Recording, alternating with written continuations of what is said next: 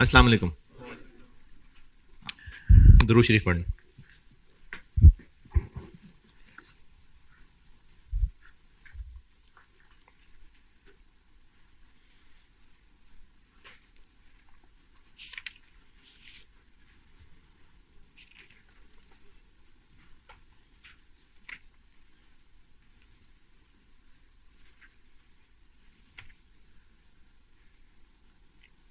मेरा ख्याल है, एक तो खैर बहुत दिन हो गए, मेरा ख्याल है शायद मैंने आपको ये कहा था कि आदत बनाएं कि 2 रकत नफल पढ़ा करने को खुशखबरी पहुंचे।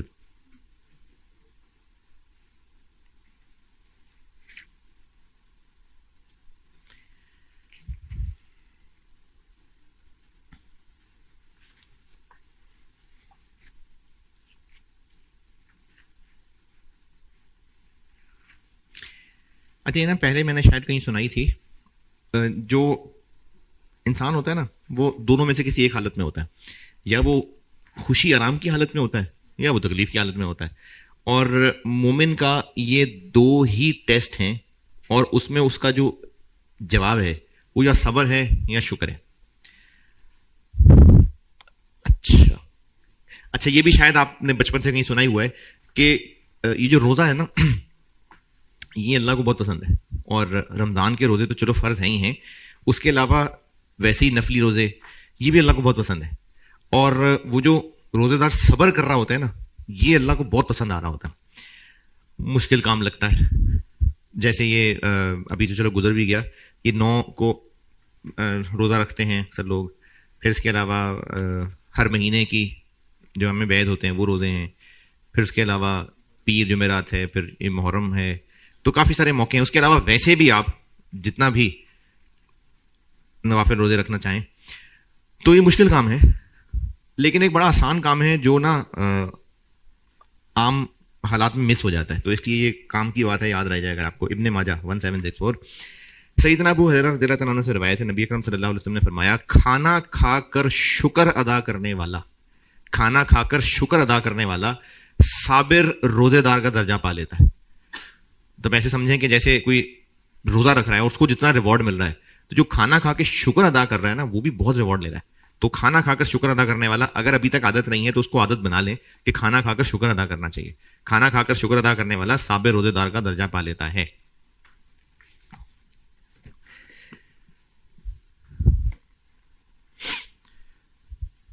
अच्छा, अभी तो आप खैर इस स्टेज पे नहीं पहुंचे, लेकिन पहुंच जाएंगे अनकरीब। आर्टिकल में आप बड़ी जल्दी पहुंच जाएंगे। ये जब किसी चीज पे शुक्र अदा करते हैं ना, तो नेकी वाला काम है। लेकिन एक बंदा हराम माल ले और उस हराम माल को खाए, जी शुक्र अल्हम्दुलिल्लाह, अल्लाह का बड़ा करम है। या कोई सरकारी मुलाजिम है, बड़ी हराम की कमाई है, कोई पूछे क्या जी शुक्र अल्हम्दुलिल्लाह, अल्लाह का बड़ा शुक्र है, बड़ा अच्छा वक्त गुजर रहा है। या आपने आर्टिकल में जाना है और आपने अपने सीनियर्स के पीछे लग के जाली बिल भी डालने हैं, आप अभी से हराम कमाना शुरू कर देंगे, आपको लगेगा मसला ही कोई नहीं है, और आपकी जिंदगी में हराम शुरू हो जाएगा। आप इतने बह जाएंगे, फिक्र फर्क नहीं पड़ता ना, कौम को फर्क नहीं पड़ता कि हलाल कमा रहे हैं कि हराम कमा रहे हैं। तो वो खाना शुरू कर देंगे और फिर कहेंगे शुक्र अल्हम्दुलिल्लाह। तो ये जो हराम का माल खा के शुक्र अदा करना है, तो ये तो और ज्यादा डिटाई वाली बात है। तो इसलिए जब इंसान शुक्र अदा करता है ना, तो शुक्र का इजहार सिर्फ अल्फाज नहीं होते हैं। शुक्र होता है अल्लाह के दिए हुए को अल्लाह के फर्मा बरदारी में यूज करना। तो इसलिए जब आप आर्टिकल्स में जाएंगे और आपको इनफ्लो आना शुरू हो जाएगा, तो फिर हलाल हराम का ख्याल रखना भाई, क्योंकि हराम जाता है ना अंदर, तो फिर दुआएं कबूल भी नहीं होती। मैंने एंड किया था फिक्स्ड ओवरहेड्स के वेरिएंसेस ना, और सेल के नहीं बताए थे, फिक्स्ड ओवरहेड वेरिएंसेस किए थे। ठीक है,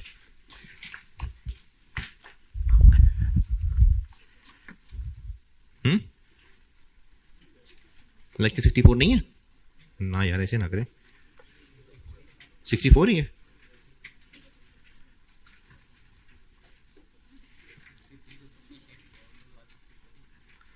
अच्छा अच्छा अच्छा अच्छा, ठीक है, चलो तसल्ली कर ही लेता हूँ फिर भी। 64 ही है अभी।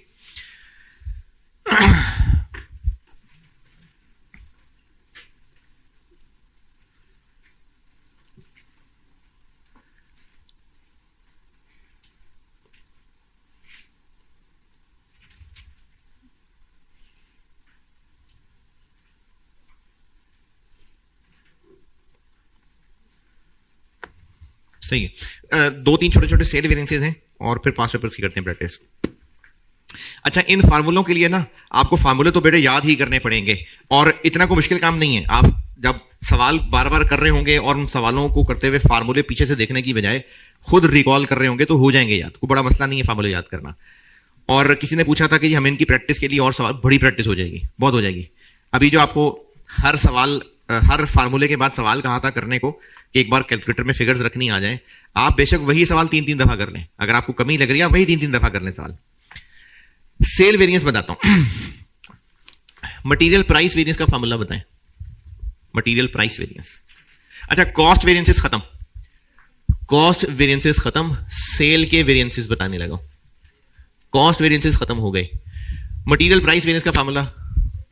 अच्छा, हम ना वेरिएंसेस पढ़ रहे थे जब आप लोग, जो गोश्त खाने से पहले वाला दौर है, तो हम लोग उस वक्त वेरिएंसेस पढ़ रहे थे और कॉस्ट के वेरिएंसेस मैंने पढ़ा दिए थे। वेरिएंसेस का कॉन्सेप्ट क्या था? वेरिएंसेस का कॉन्सेप्ट ये था कि साल के शुरू में स्टैंडर्ड कार्ड बनाया था और फिर हमने वेरिएंसेस कैलकुलेट किए थे कि जितनी एक्चुअल गुड्स बनी उनके लिए कितने खर्चे होने चाहिए थे, कितने खर्चे हुए, ये कर रहे थे अब तक। मटेरियल प्राइस वेरिएंस का फार्मूला क्या होता है? Standard cost into actual quantity. और अगर केस 2 है और उसमें inventory valued at standard cost है तो एक्चुअल क्वांटिटी परचेज माइनस। अच्छा, मैंने आपको फार्मूलों की तरतीब ऐसी रखवाई थी कि स्टैंडर्ड पीछे था, माइनस एक्चुअल बाद में था। ये तरतीब क्यों रखी है?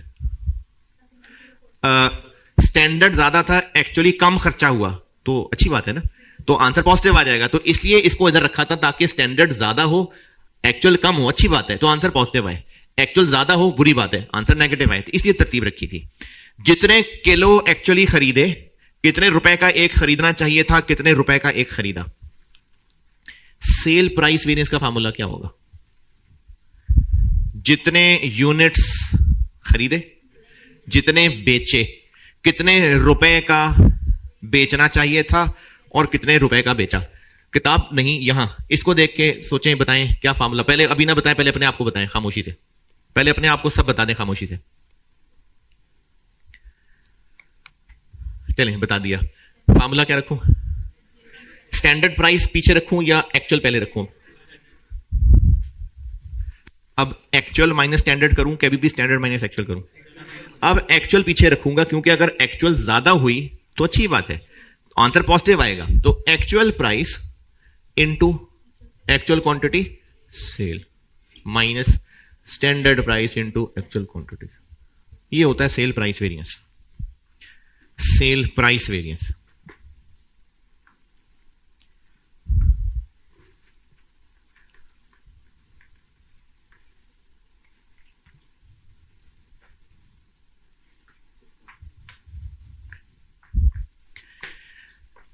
Last, sale volume variance.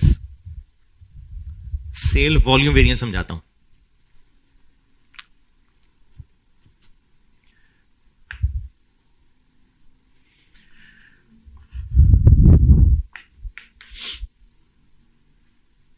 अच्छा, चूंकि ये वाला लेक्चर भी शेयर हो ही रहा है और ये भी जिंदगी में कभी रिवाइज करना चाहें तो आप कर सकते हैं। पिछली क्लास वाले ना एक रीकैप दे रहा हूं, अगर काम की बात लगे, अगर ना लगे तो खैर है, अगर काम की बात लगे लिखना चाहें तो। फिक्स्ड ओवरहेड्स कितने सोचे थे, कितने हुए, यानी कितने बजटेड थे और कितने एक्चुअल हुए। बजटेड माइनस एक्चुअल, इसको नाम दिया था fixed overheads expenditure variance. Budgeted minus actual. फिर एक थे फिक्स्ड ओवरहेड्स वॉल्यूम वेरिएंस और इनका फार्मूला था अप्लाइड माइनस बजटेड। और इसको भी मैंने तोड़ के ये बताया था कि standard rate into actual production, standard rate into budgeted production.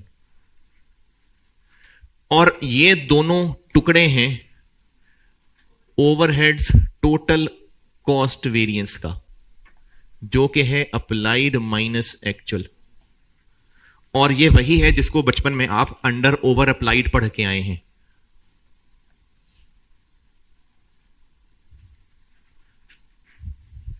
तो फिक्स्ड ओवरहेड्स अप्लाइड और एक्चुअल यानी अंडर ओवर अप्लाइड को तोड़ा है दो हिस्सों में। एक है एक्सपेंडिचर वेरिएंस, एक है वॉल्यूम वेरिएंस। एक्सपेंडिचर वेरिएंस है कितना टोटल खर्चा बजट किया था, कितना टोटल हुआ। वॉल्यूम वेरिएंस, वॉल्यूम मतलब प्रोडक्शन वॉल्यूम, हमने बजट किया था कि इतने यूनिट्स बनाएंगे तो इतना खर्चा होगा, जबकि एक्चुअली इतने यूनिट्स बनाए। तो इन दोनों में फर्क किस वजह से है? प्रोडक्शन का फर्क है ना, इसलिए इसको वॉल्यूम वेरिएंस कहते हैं। तो under over applied fixed overheads के दो टुकड़े, एक्सपेंडिचर वेरिएंस, वॉल्यूम वेरिएंस। इन दोनों में फर्क बजटेड और एक्चुअल का नहीं, इसमें बजटेड और एक्चुअल का फर्क लेना है, और वॉल्यूम वेरिएंस में अप्लाइड और बजटेड का। इसको वॉल्यूम वेरिएंस क्यों कहा? एक्चुअल प्रोडक्शन और बजटेड प्रोडक्शन के फर्क की वजह से ये वेरिएंस आ रहा है। ये जो वॉल्यूम वेरिएंस है, इसको मजीद दो हिस्सों में तोड़ सकते हैं। जितनी प्रोडक्शन सोची थी एक्चुअली उससे डिफरेंट क्यों हुई? या तो हमने ज्यादा देर काम कर लिया होगा, या ज्यादा अच्छा काम कर लिया होगा।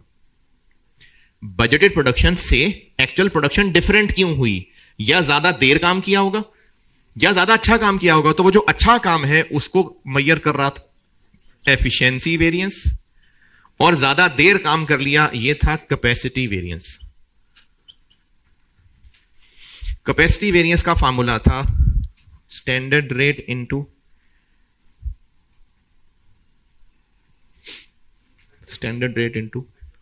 Actual hours minus standard rate into budgeted hours, और इसका फार्मूला था standard rate into standard hours minus actual hours.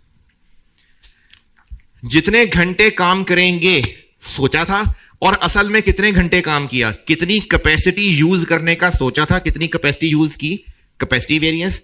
और जितनी भी यूज की वो अच्छी की या अच्छी नहीं की। वॉल्यूम वेरिएंस, जितनी प्रोडक्शन सोची थी, जितनी प्रोडक्शन हुई, इनकी वजह से फर्क वॉल्यूम वेरिएंस है। और प्रोडक्शन का फर्क भी क्यों पड़ा? या तो जितने घंटे सोचा था उससे डिफरेंट घंटे काम किया, या फिर जितना काम किया जो सोचा था उससे अच्छा या बुरा काम किया। तो फिक्स्ड ओवरहेड्स का बिल्कुल शुरू अंडर ओवर अप्लाइड, उसके दो टुकड़े volume variance, expenditure variance. Expenditure variance है बजटेड और एक्चुअल का फर्क, वॉल्यूम वेरिएंस है अप्लाइड और बजटेड का फर्क। वॉल्यूम वेरिएंस आ ही क्यों रहा है? क्योंकि जितने यूनिट सोचे थे उससे डिफरेंट बने। क्यों डिफरेंट बने? या तो जितने घंटे सोचे थे उससे डिफरेंट घंटे काम किया, या फिर जितने घंटे काम किया तो वो अच्छा या बुरा काम किया। तो ये फिक्स्ड ओवरहेड्स के ये 5 वेरिएंस के फार्मूले बताए थे।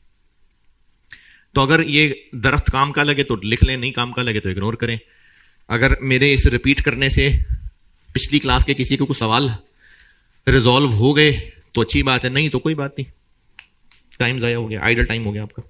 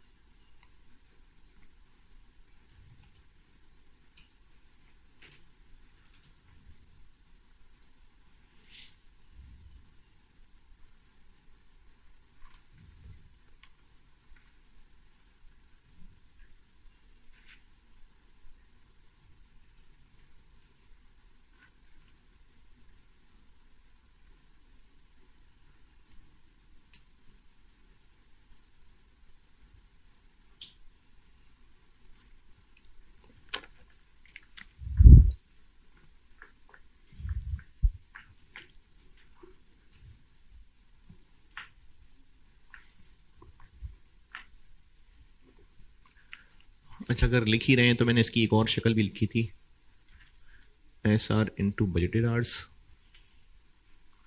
और इसकी एक और शक्ल लिखी थी,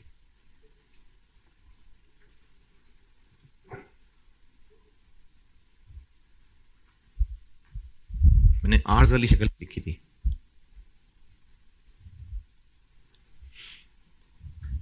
ये फिक्स्ड ओवरहेड वेरिएंसेस की एक समरी तो खैर क्या, वही फार्मूले दोबारा लिख दिए, लेकिन एक कनेक्शन आप इसका।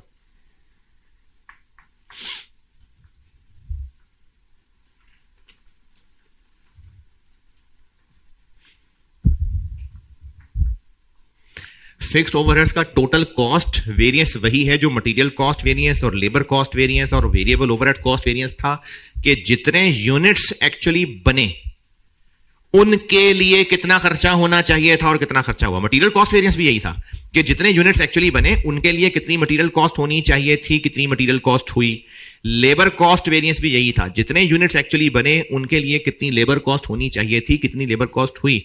ओवरहेड्स कॉस्ट वेरिएंस भी यही है कि जितने यूनिट्स बने उनके लिए कितना खर्चा होना चाहिए था, अप्लाइड यही होता है, और कितना खर्चा हुआ। चलें सेल वॉल्यूम वेरिएंस समझाता हूं। अच्छा, जो समझा रहा हूं अगर समझ आ गया तो ठीक है, नहीं तो करना तो वही है जो फार्मूला है, सिर्फ नॉलेज के लिए समझा रहा हूं। ये फार्मूला बना के दे रहा हूं है। मैंने वेरिएंस का ना टॉपिक शुरू यहां से किया था कि जो साल के शुरू में बजट किया था और जो साल के एंड पे असल पिक्चर सामने आई, इनका जो डिफरेंस है हम उसी को एनालाइज कर रहे हैं। हमने साल के शुरू में सोचा था कि 4000 यूनिट्स बेचेंगे, बनाएंगे, बेचेंगे, और एक यूनिट पे 120 रुपए का बेच के और इतने रुपए खर्चा होगा। जबकि असल में हमने 4500 यूनिट्स बेचे, 124 का एक और इतना रुपए खर्चा। ये मैंने सेल प्राइस लिखी है, ये कॉस्ट लिखी है, मटेरियल, लेबर, ओवरहेड सब। हमने जितने भी कॉस्ट वेरिएंसेस पढ़े, मटेरियल, लेबर, वेरिएबल और फिक्स्ड ओवरहेड्स, उन सब में कॉन्सेप्ट क्या था कि जितने यूनिट्स बने उन पे कितना खर्चा होना चाहिए था और कितना खर्चा हुआ। यानी जितने अब तक हम कॉस्ट वेरिएंसेस पढ़ रहे थे उनमें हम 78 को 70 से कंपेयर कर रहे थे, और यूनिट्स कौन से यूज कर रहे थे? ये जितने यूनिट्स बने इतना खर्चा होना चाहिए था, इतना खर्चा हुआ। मटेरियल, लेबर, वेरिएबल और फिक्स्ड ओवरहेड्स कर लिए। अभी अभी ये जो सेल प्राइस वेरिएंस है, इसमें हम किसको कंपेयर कर रहे हैं? जितने यूनिट्स बिके कितने रुपए का बिका और कितने रुपए का बिकने चाहिए थे। यानी हम लोग इस 124 और 120 को कंपेयर कर रहे हैं, और यूनिट्स अगेन कौन से? 45। सारे कॉस्ट वेरिएंसेस और सेल प्राइस वेरिएंस हमने ये फर्क फॉर 4500 यूनिट्स कैलकुलेट कर लिए। क्या इस प्रॉफिट और इस प्रॉफिट में फर्क सिर्फ इनके चेंज होने की वजह से? यूनिट्स भी चेंज हुए हैं। यानी अभी तक हमने जितने भी वेरिएंस के फार्मूले निकाले, कॉस्ट वेरिएंसेस भी 4500 यूनिट्स को सामने रखे थे और सेल प्राइस वेरिएंस भी 4500 यूनिट्स को सामने रखे हो रहा है।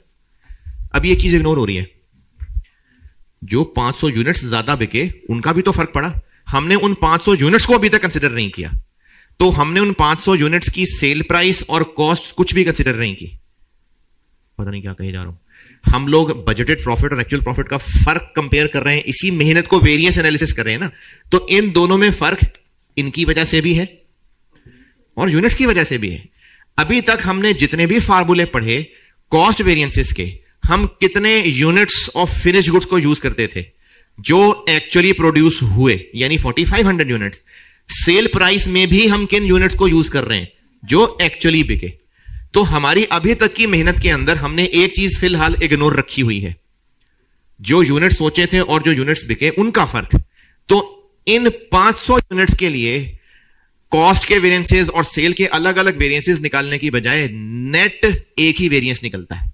वो नेट वेरिएंस कहलाता है सेल वॉल्यूम वेरिएंस, और डिपेंड करता है कि बिजनेस मार्जिनल फॉलो करता है या एब्जॉर्प्शन फॉलो करता है। अगर एब्जॉर्प्शन फॉलो करता हुआ तो 500 units into profit per unit, और अगर मार्जिनल फॉलो करता हुआ तो 500 units into contribution per unit. दोबारा हमने ये सारे वेरिएंसेस अलग अलग कैलकुलेट कर लिए।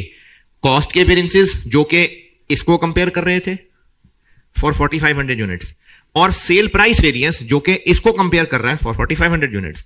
लेकिन अभी तक हमने इन फार्मूलों में ये जो 500 यूनिट्स का फर्क है ये कंसीडर नहीं किया, तो इसके लिए एक ही फार्मूला है और वो है इन यूनिट्स का फर्क into per unit profit.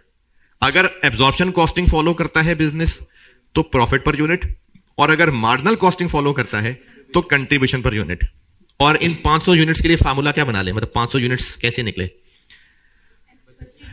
Budgeted की क्वांटिटी और एक्चुअल क्वांटिटी का डिफरेंस माइनस, किसको किस में से माइनस करूं?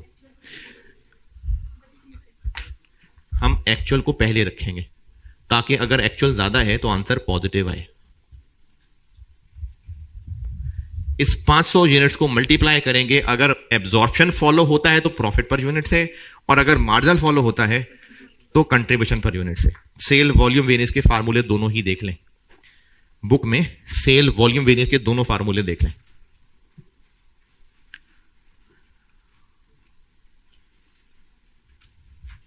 कॉस्ट वेरिएंसेस खत्म होने के बाद अगले पेज पे सेल वेरिएंसेस हैं। सेल प्राइस वेरिएंस बता दिया, सेल वॉल्यूम वेरिएंस भी बता दिया, और सेल वॉल्यूम वेरिएंस के दो फार्मूले हैं। अब इसका मतलब हमें सवाल में ढूंढना पड़ेगा कि बिजनेस मार्जिनल फॉलो करता है कि एब्जॉर्प्शन फॉलो करता है। वो फिर एग्जाम प्रैक्टिस करेंगे तो देखेंगे कैसे पता चलेगा। सेल प्राइस वेरिएंस और सेल वॉल्यूम वेरिएंस ये तीनों फार्मूले देख लें और एग्जाम्पल 8 सॉल्व कर दें। फिर ये वेरिएंस हो गए खत्म। अब हम एग्जाम प्रैक्टिस करते हैं। मटेरियल के कुछ एडवांस वेरिएंस रहते हैं, अदरवाइज ये वेरिएंस पूरे हो गए। एग्जाम्पल 8 सॉल्व कर दें।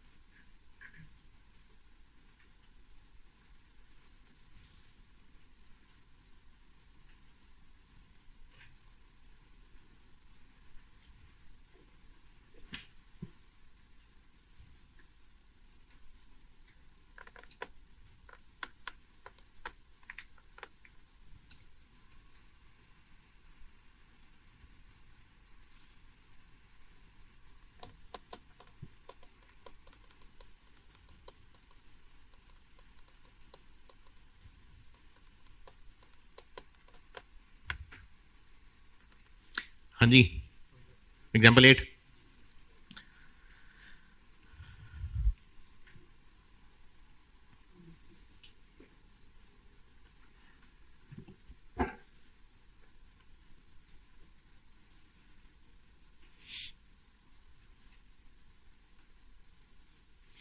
ठीक है, एग्जाम्पल 8 डन।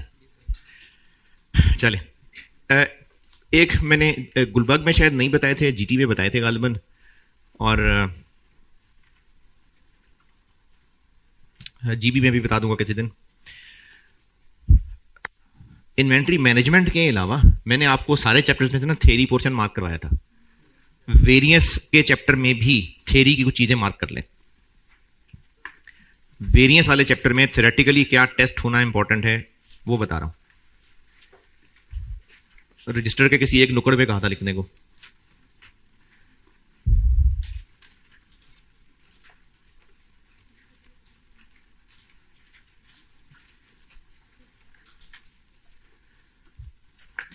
इस चैप्टर में ना पहले पेज पे आए, इस चैप्टर के पहले पेज पे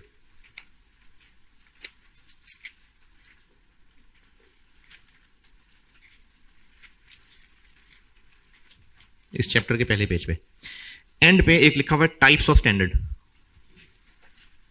पहले पेज पे टाइप्स ऑफ स्टैंडर्ड। इसको रट्टा लगाने की जरूरत नहीं है। अगर आप इतनी कोई अंग्रेजी खुद बना सकते हो कि 2-4 लाइनें लिख सकते हो तो फिर खुद बना सकते हैं। है क्या, जब बिजनेस साल के शुरू में स्टैंडर्ड सेट करता है तो वो क्या स्टाइल की सोच रख के स्टैंडर्ड सेट कर सकता है। यानी अगर वो आइडियल स्टैंडर्ड सेट करने का कायल है तो आइडियल स्टैंडर्ड नाम से क्या लगता है, आइडियल स्टैंडर्ड, कि वो बहुत ही आइडियल सोच रहा है। जैसे आप लोग ये अपने लिए स्टैंडर्ड बनाएं कि मैं रोजाना 10 घंटे रोज पढ़ूंगा रोज, तो ये आपने ना करने वाली बात हुई। ये आपने ना आइडियल सिनेरियो बना दिया कि अगर कोई मूड खराब ना हुआ, अगर बिजली का मसला ना हुआ, अगर फलाना मसला ना हुआ तो मैं ये काम करूंगा। तो बिजनेसेस अगर आइडियल स्टैंडर्ड के कायल हैं तो वो बिजनेस स्टैंडर्ड सेट करता होगा परफेक्ट। कोई मटेरियल खराब ना हो, कोई लेबर में सुस्ती का मसला ना हो, कोई बिजली का मसला ना हो, तो ये स्टैंडर्ड कार्ड होना चाहिए। इसका मतलब वो बिजनेस आइडियल स्टैंडर्ड बनाया करता है। अटेनेबल स्टैंडर्ड बनाता है अगर बिजनेस, तो अटेनेबल, तो वो थोड़ा सा ऊंचा लेकिन मीट कर सकता है, वो स्टैंडर्ड सेट करता है। इसको कहते हैं अटेनेबल स्टैंडर्ड। करंट स्टैंडर्ड, जो अभी चल रहा है बिजनेस वही स्टैंडर्ड सेट कर देता है। बेसिक स्टैंडर्ड, ये ओवर अ पीरियड एक्सपीरियंस से सीखे होते हैं। तो ये टाइप्स ऑफ स्टैंडर्ड आपसे थ्योरेटिकली पूछा जा सकता है। एक तो ये पोर्शन हो गया इस चैप्टर का थ्योरी में, पहले पेज पे टाइप्स ऑफ स्टैंडर्ड। फिर उसके बाद जहां मैंने कॉस्ट के और सेल के वेरिएंसेस लिखे हुए हैं, कॉस्ट के वेरिएंसेस एंड होने के बाद एक टेबल नजर आएगा और सेल के वेरिएंसेस खत्म होने के बाद भी एक टेबल नजर आएगा। पॉसिबल कॉजेज ऑफ वेरिएंस, एक फेवरेबल का कॉलम है, एक एडवर्स का कॉलम है। इसको भी रट्टा लगाने की जरूरत नहीं है, लेकिन अगर आप बहुत कमजोर हैं कॉन्सेप्ट में तो फिर कर लेना याद। ये है क्या, ये भी बता देता हूं। मटीरियल प्राइस वेरिएंस एडवर्स आ रहा है, वहां से देख के नहीं जबानी बताइएगा। मटीरियल प्राइस वेरिएंस एडवर्स है, क्या पॉसिबल रीजन हो सकते हैं? देखें, जितनी कॉस्ट सोची थी उससे महंगा मिला, हां तभी तो एडवर्स है। रीजन क्या है, क्यों महंगा मिला? क्योंकि इन्फ्लेशन हमारी सोच से ज्यादा हो गई, और हो सकता है उस मटेरियल की सप्लाई शॉर्टेज हो गई हो तो सप्लायर ने पैसे बढ़ा लिए हों, और हो सकता है हमें डिस्काउंट मिला करता था, डिस्काउंट मिलने की उम्मीद थी, नहीं ले सके। हो सकता है वो मटेरियल जो हमने सोचा था वो ना हो, हमें उसका अल्टरनेटिव लेना पड़ा हो, वो महंगा हो। तो ये पॉसिबल रीजंस हो सकते हैं। लेबर एफिशिएंसी वेरिएंस एडवर्स है। लेबर एफिशिएंसी वेरिएंस, वो तो जाहिर है नहीं हुए तभी एडवर्स है। रीजन हो सकता है हमारे कोई पावर फेलियर था कि काम स्मूथली नहीं हो सका। हो सकता है जिन वर्कर्स को हमने हायर करने का सोचा था उनसे हल्के लेवल के लोग मिले। हो सकता है कोई बीमारियां फैल गई, वर्कर्स जो जनरली वर्कर क्लास थी उनकी एफिशिएंसी डाउन हो गई। ये पॉसिबल वेरिएंसेस हैं, हड़ताल पे चले गए। तो ये जो वेरिएंसेस है ना, इनके पॉसिबल रीजंस, ये आपसे रट्टे वाले भी पूछे जा सकते हैं, और एक दो सवाल कराऊंगा क्लास में जिसमें सिनेरियो बेस्ड भी पूछे जा सकते हैं, वो कराऊंगा सवाल। तो इस चैप्टर में से याद करना है आपने पहले पेज पे टाइप्स ऑफ स्टैंडर्ड, और उसके बाद ये वेरिएंसेस के रीजंस, ये इस चैप्टर में थ्योरेटिकली पूछे जा सकते हैं। अच्छा, अब ना हमने सारे वेरिएंसेस के फार्मूले देख लिए। अब इनका एक एग्जाम लेवल तक पहुंचने के लिए एक चीज और बता दूं। आप सेल वेरिएंसेस का टेबल खत्म करने के बाद, यानी सेल वेरिएंस से अगले पेज पे आए, सेल वेरिएंसेस से अगला ही पेज सामने जो नजर आ रहा है, उसमें एक हेडिंग नजर आएगी ऑपरेटिंग स्टेटमेंट। इसको रिकंसिलिएशन भी कहते हैं। इसमें पहली और आखिरी लाइन देखें क्या है, बजटेड प्रॉफिट और एक्चुअल प्रॉफिट। तो इन दोनों में जो फर्क ढूंढना था, उसी मेहनत को तो वेरिएंस एनालिसिस कहा था। तो अगर क्वेश्चन में ऑपरेटिंग स्टेटमेंट या रिकंसाइल करने को कहते हैं, तो देखें बजटेड से शुरू किया है, और ये जो लंबी लिस्ट नजर आ रही है ये क्या है, जो अब तक वेरिएंसेस पढ़े हैं उन सब को कैलकुलेट करेंगे वर्किंग्स में और यहां पर लिख देंगे, और बस इतनी तमीज कर लेंगे कि सेल के अलग और कॉस्ट के अलग लिख लेंगे। अच्छा, यहां पर आपको मटेरियल प्राइस वेरिएंस और मटेरियल यूजेज वेरिएंस लिखा नजर आ रहा है, मटेरियल कॉस्ट वेरिएंस लिखा नजर नहीं आ रहा, क्योंकि उसी का तो ये दो टुकड़े हैं। अगर वो भी लिख देंगे तो डबल हो जाएगा। तो इसलिए इसमें जितने वेरिएंसेस हमने पढ़े हैं अब तक वो सब लिखे हैं। और आपकी अकल पे एक बात की उम्मीद लगा रहा हूं, यहां प्लस करना है इनको कि माइनस करना है? भाई जो जो निकले में वैसे वैसे लिख देंगे। ये बुजुर्गों ने फार्मूले इसलिए इस तरह से बनाए थे कि पॉजिटिव आएगा आंसर या नेगेटिव आएगा, तो जो जो जैसे जैसे आंसर आया है वैसे वैसे लिखना है। इसलिए मैंने एड लेस नहीं लिखा। इसके नीचे मैंने एग्जाम नोट्स का बड़ा सा डब्बा बनाया हुआ है। इनमें से पॉइंट 3 पढ़ लें। पॉइंट 3 ये आपको अभी बता दिया।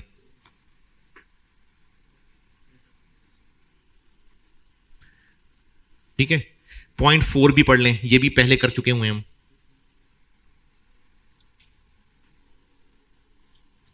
ये जो एग्जाम नोट्स वाला डब्बा है, पॉइंट 4 भी पढ़ लें। ये कॉस्ट वेरिएंसेस पढ़ते हुए कर लिया कि हम लोग कौन से यूनिट्स को इस्तेमाल कर रहे थे, जितनी एक्चुअल प्रोडक्शन हुई, एक्चुअल प्रोडक्शन जितने यूनिट्स बने, तो कॉस्ट के वेरिएंसेस में हमने एक्चुअल प्रोडक्शन को यूज करना था। अच्छा, इसके अलावा पॉइंट 6 भी पढ़ लें, ये अभी बता दी बात आपको। Point 6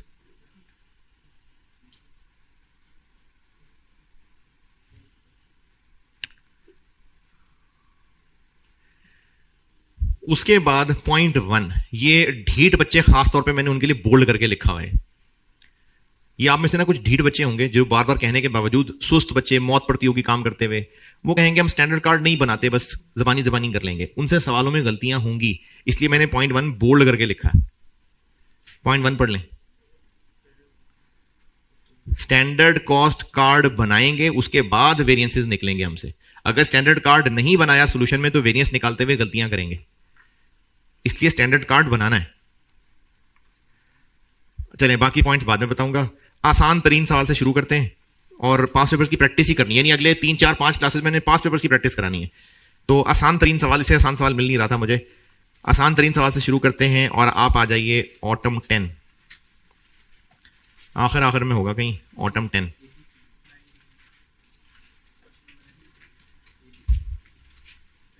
ABC limited, ABC limited, book में क्वेश्चन 19 पढ़ लीजिए, मैं करता हूं सवाल, पढ़ ले मैं करता हूं।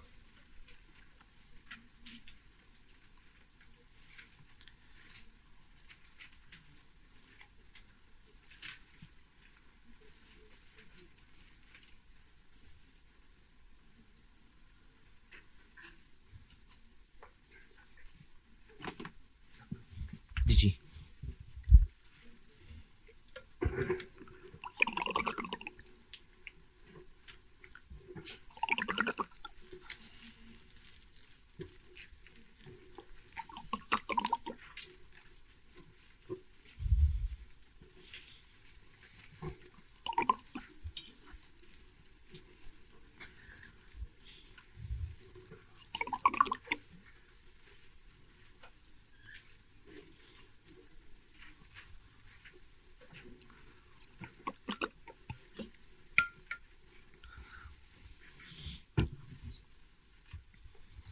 शुक्रिया।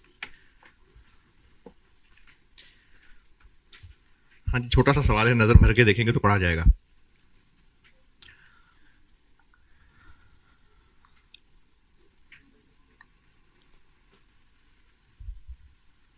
हाँ जी,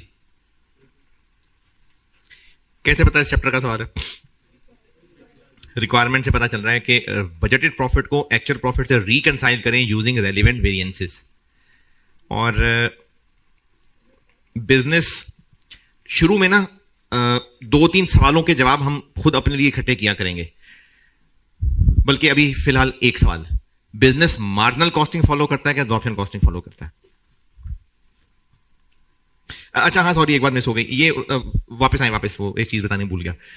वेरिएंसेस में जो अभी आपको रिकंसिलेशन का फॉर्मेट दिखाया ना, उस पे आइए। ये बात मैं पहले बता चुका था, लेकिन मैंने रिकंसिलेशन में इसको दोबारा लिख दिया। ये रिकंसिलेशन वाले फॉर्मेट पे आए जो भी दिखाया था। इसमें देखिए सेकंड लास्ट लाइन क्या लिखी हुई है, फिक्स्ड ओवरहेड वॉल्यूम वेरिएंस। आपको ना बचपन में बताया था मैंने कि जो बिजनेस मार्जिनल कॉस्टिंग फॉलो करता है, मार्जिनल कॉस्टिंग, उसका फिक्स्ड ओएआर नहीं होता है ना, और अप्लाइड फिक्स्ड ओवरहेड्स भी नहीं होते। ये मैंने मार्जिनल एब्जॉर्प्शन के चैप्टर में बताया था।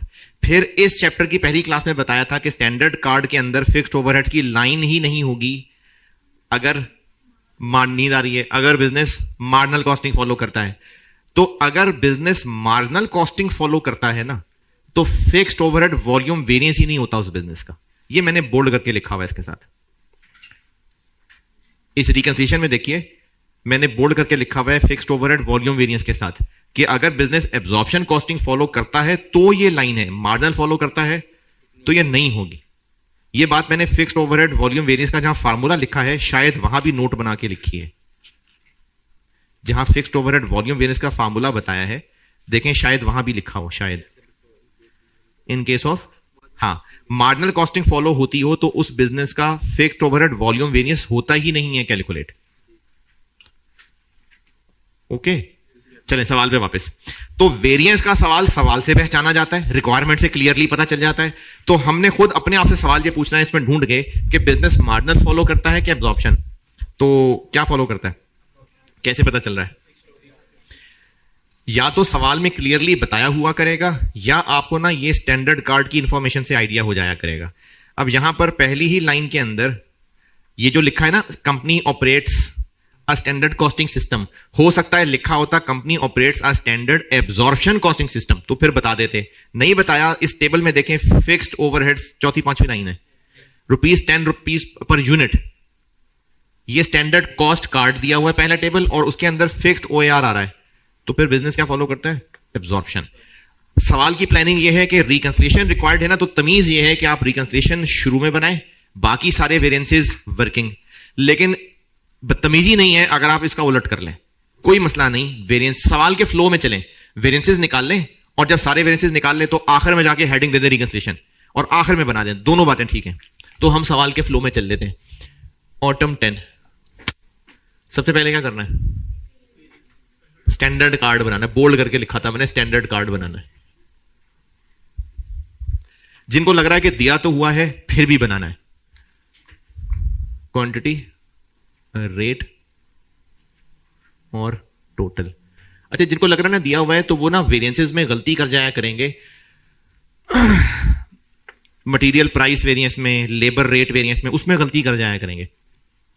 बताइए जी, स्टैंडर्ड कार्ड डायरेक्ट मटेरियल में क्या लिखूं? एक यूनिट बनाने के लिए कितने किलो? 2.5 kg। 1 किलो कितने का? और यहां 125। Direct labour. ये आपको ना अगले कुछ सवालों में जाके इसका ज्यादा फायदा फील होगा कि स्टैंडर्ड कार्ड क्यों बनाने को कहा था सर। एक दिन इंसान हुआ करते थे जो कहते थे कार्ड बनाओ, तो उसका फायदा आपको ना 2-3 सवालों के बाद जाके पता चलेगा, अभी शायद इतना ना लगे। डायरेक्ट लेबर में क्या लिखूं? 2 घंटे, 1 आवर, 100 का 200। वेरिएबल, या तो इसने इसको लेबर आवर से लिंक किया होगा या मशीन आवर से। तो कैसे पता? क्योंकि आपको 25 रुपए पर लेबर आवर कहा हुआ है, तो इसका मतलब ये भी मैं यहां 2 घंटे लिखूंगा और ये 25 तो 50। अगर बिजनेस मार्जिनल कॉस्टिंग फॉलो करता होता तो बस, एब्जॉर्प्शन फॉलो करता है तो फिक्स्ड की लाइन भी आएगी। क्या दिया हुआ है? 10। वो 10 क्या है? वो ये है, तो ये हो गया फिर 5। कैसे पता 5 हैं? तो ओवरहेड्स ही ना, तो उसने ओवरहेड्स को जब लेबर से लिंक किया हुआ है तो यहां पर भी मैंने 2 घंटे लिख दिए।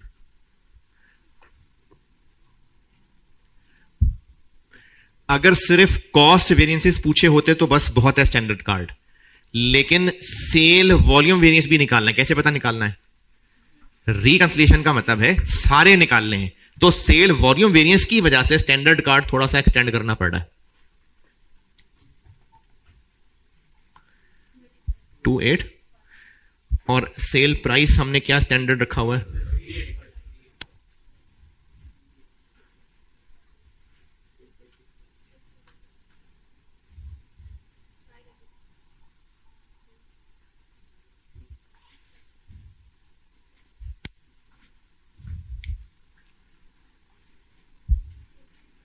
सेल प्राइस कहां से आई? इस टेबल की पहली लाइन।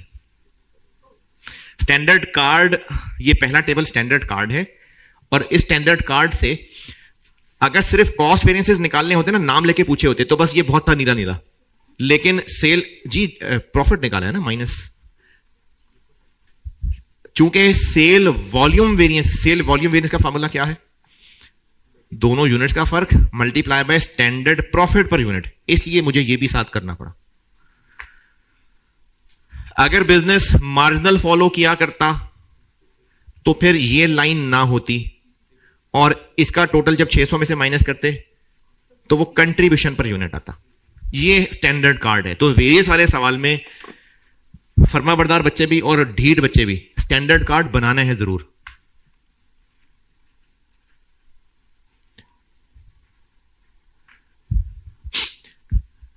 अच्छा, जब मटेरियल वेरिएंसेस निकालेंगे तो एससी मटेरियल वेरिएंसेस कितने रुपए यूज करेंगे?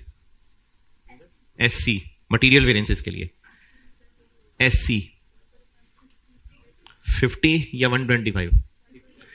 तो जो बच्चे स्टैंडर्ड कार्ड नहीं बनाते हैं ना, वो सवालों में गलतियां कर जाते हैं और वो 125 यूज कर जाया करेंगे। तो इसलिए स्टैंडर्ड कार्ड बनाना है जरूर। स्टैंडर्ड कार्ड में कोई एतराज तकलीफ है तो बताएं। हमने बनानी है रिकंसिलिएशन, यानी सारे वेरिएंसेस कैलकुलेट करने हैं, तो बस अब वेरिएंसेस कैलकुलेट करते जाते हैं।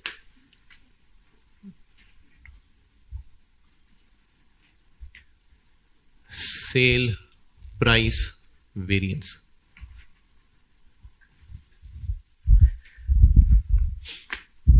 सवाल में नंबर तो नहीं होंगे, लेकिन मेरा आपको बड़ा मुखलिस मशवरा है कि आपने ना फार्मूला लिखना है पहले, डायरेक्ट कैलकुलेशन में नहीं जाना, पहले फार्मूला लिखना है।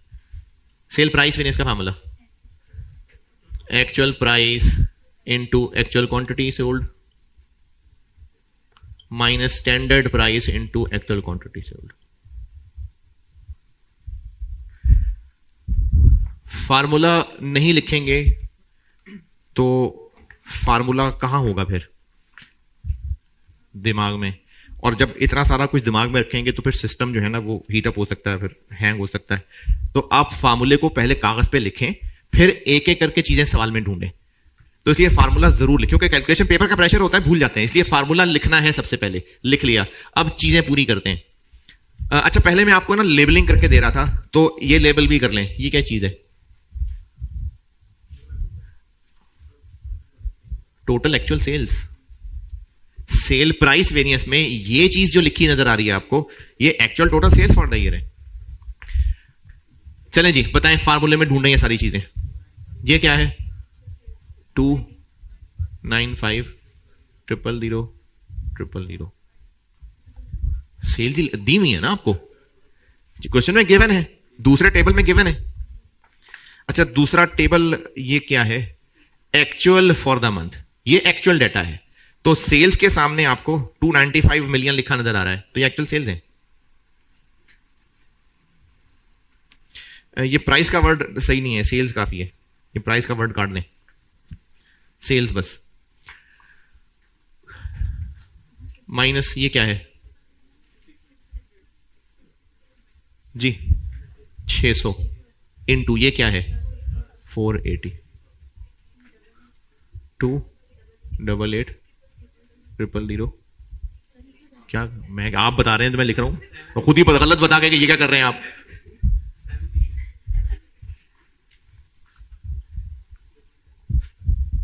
Plus minus plus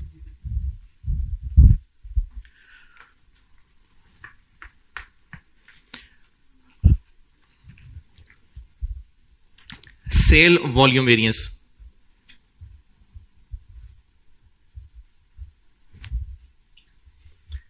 absorption costing follow करता है बिजनेस फार्मूला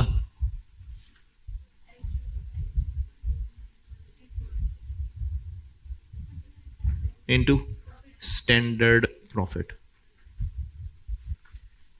एक्चुअली कितने यूनिट्स बेचे दूसरे टेबल में पता चला बजटेड कितने सोचे थे इनटू ये 215 पॉजिटिव नेगेटिव नेगेटिव तो जो वेरिएंस कैलकुलेट करना है उसका नाम लिखें उसका फार्मूला लिखें फिर उसमें वैल्यूज पुट करें और फिर आंसर निकालें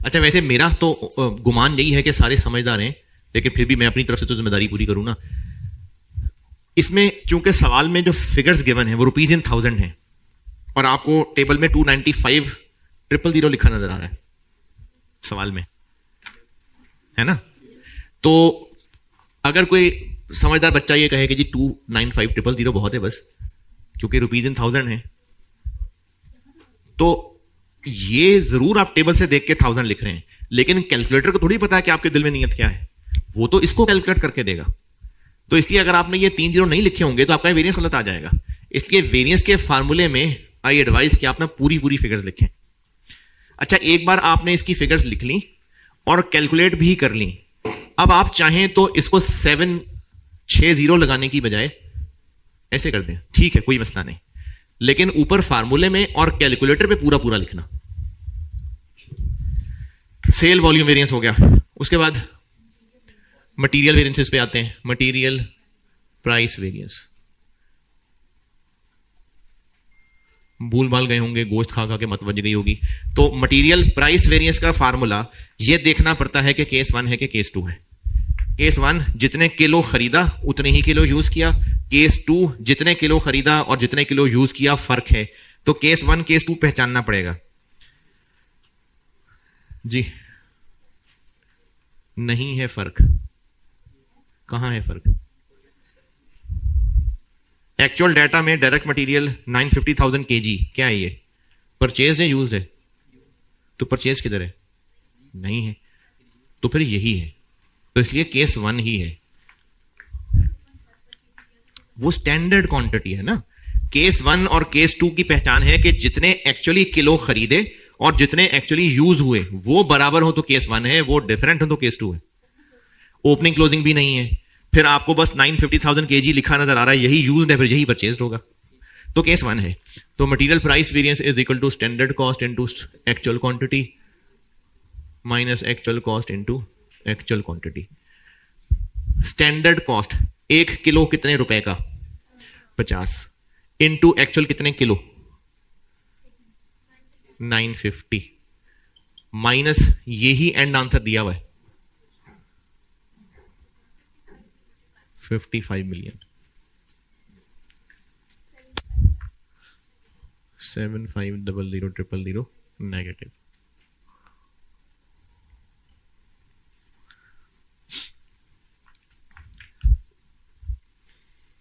फार्मूले याद हों तो सिर्फ वैल्यूज पुट हो रही हैं उसमें और ये आसान तरीन सवाल है इसमें सारी वैल्यूज स्टेट गिवन है मुश्किलें ये होती हैं कि आपको वैल्यूज ढूंढनी पड़ती हैं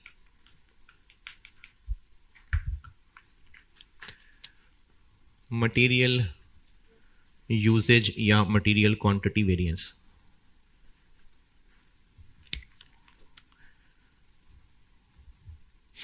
standard cost into standard quantity minus standard cost into actual quantity.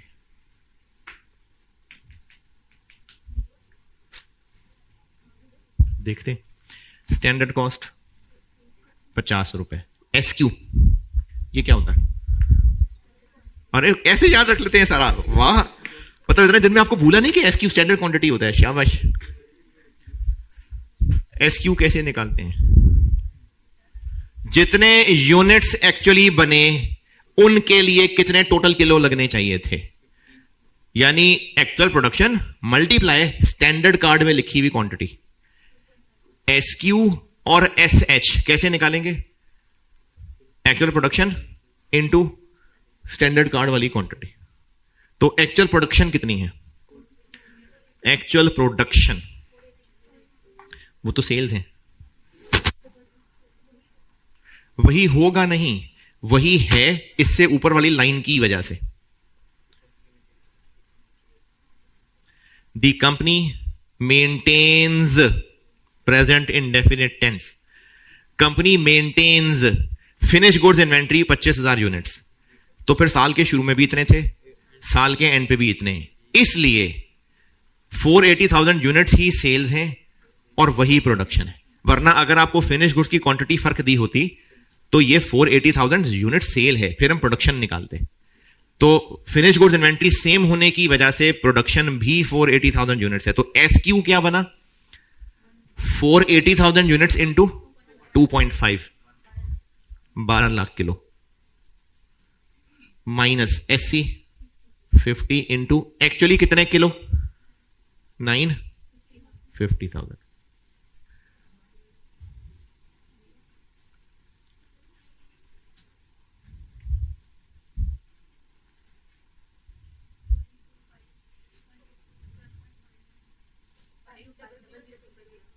अरे मैं तो भूल ही गया, आप लोग तो और भी पढ़ने हैं। खत्म हो गई भी क्लास। Positive negative? पॉजिटिव। ये मैं कल कंटिन्यू करता हूं, यहां से बहुत हो गया, तो 11-10 और कोई क्लास नहीं है? नहीं बस ठीक है, मेरी है। कल मैं इसको खुद कंटिन्यू करता हूं, ठीक है। अल्लाह हाफ़िज़।